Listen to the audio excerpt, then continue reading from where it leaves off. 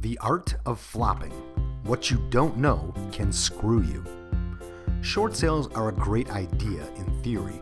They let a bank recoup more money than a foreclosure, and they allow a distressed homeowner to get out of an underwater home with dignity.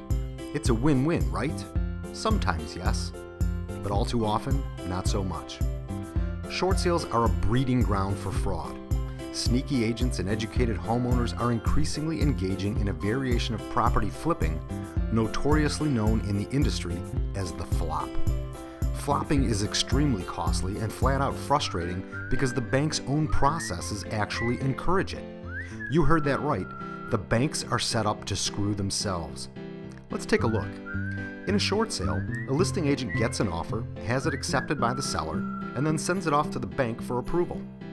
The bank has no idea whether the contract they're working to approve was the only offer, the best offer, the lowest offer, the first offer, or a non-arm's length offer.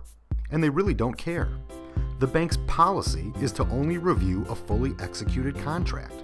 They can only react to what's been accepted by the seller, who can legally only accept one offer anyway. But most of the time, the agent has received other offers, sometimes dozens of other offers, and usually higher offers than the contract sent to the bank.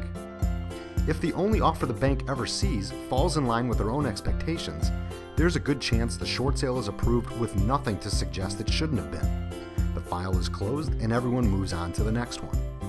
But what if the seller has a rich uncle or a good friend who's willing to purchase the home at a below market price and rent it back to them? Or what happens when the listing agent snags his own buyer from the sign in the yard, or when the agent is also an active investor?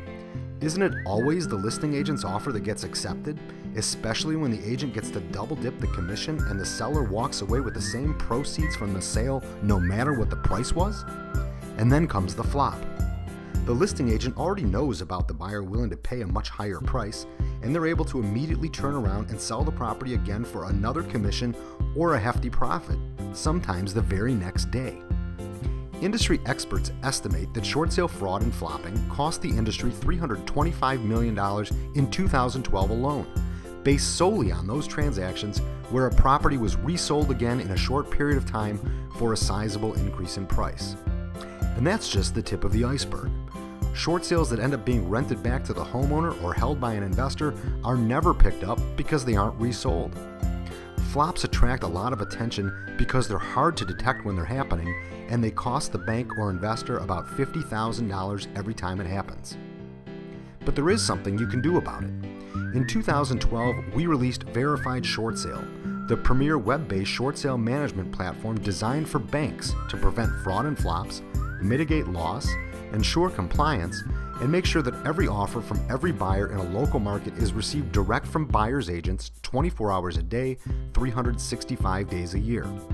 It puts the bank first in line to know about every buyer and every offer in real time, thereby minimizing losses by making sure that properties are sold at true market value.